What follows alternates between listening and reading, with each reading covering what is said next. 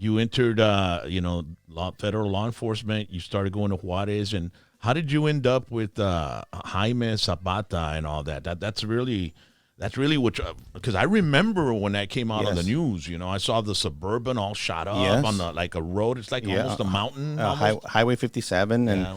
so it happened by I started my Juarez, my Mexican career, or they call it overseas. And this was Juarez, like 2008. 2008. Okay. So in 2009, I'm in Juarez, assigned to the U.S. consulate in Juarez, working with the 2 ICE agents there. That led to my permanent assignment to Mexico City at the embassy. And as a U.S. diplomat, you get a black passport. You are an accredited diplomat.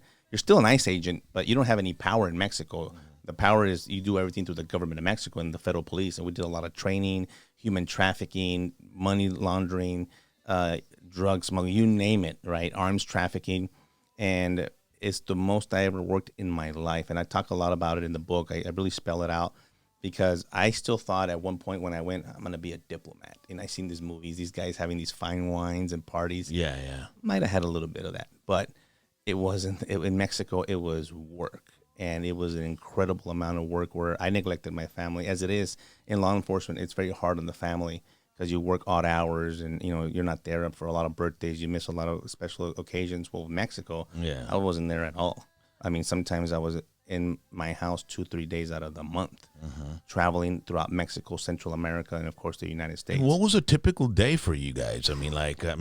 Like you said, sometimes nights and stuff, sometimes days.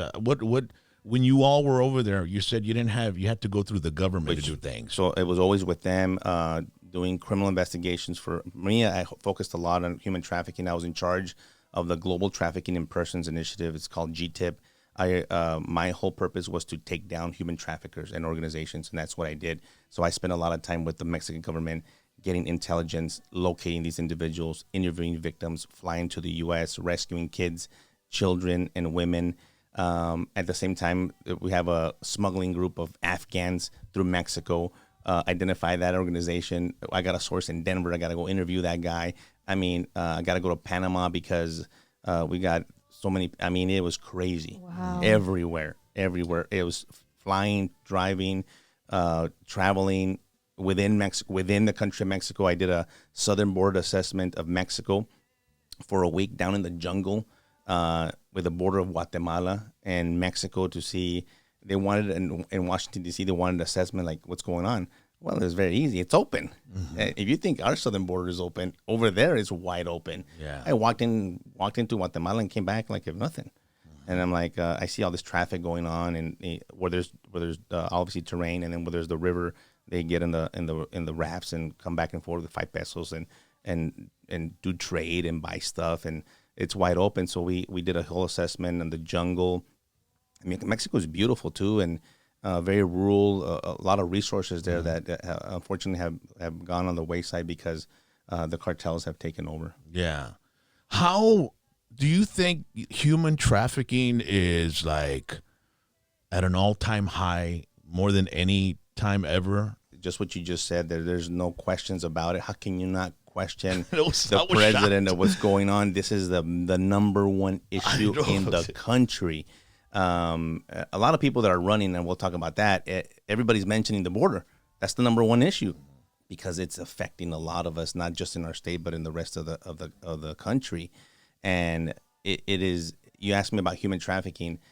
It might be at the all-time high, but what's happened is the awareness, I think, is at the all-time high. People, for me, human trafficking is not new. I've been investigating human trafficking for many, many years, identifying victims, doing a lot of training state and locals. When you go to training ER doctors, when the victims are taken to the doctor by the trafficker because she's sick, and they treat her like a car. I need the car to work, so just fix her up enough and let's go. But it's the trafficker. It's not the boyfriend. It's not the husband. And the trafficker is there. And you got to understand there's force, fraud, or coercion behind this. Some people like, why don't they run away? Why don't they escape? Some do. They're not shackled. They don't have to be shackled. They have been defeated. They have been coerced to a psychological level that it's very hard to us to understand if we've never been a victim of that. And we're talking by physical force. We're talking about, I have your child and I will cut off his fingers and send them to you type of coercion. I will have you deported. I've taken your documents from you. You're not free to leave. It's a slave.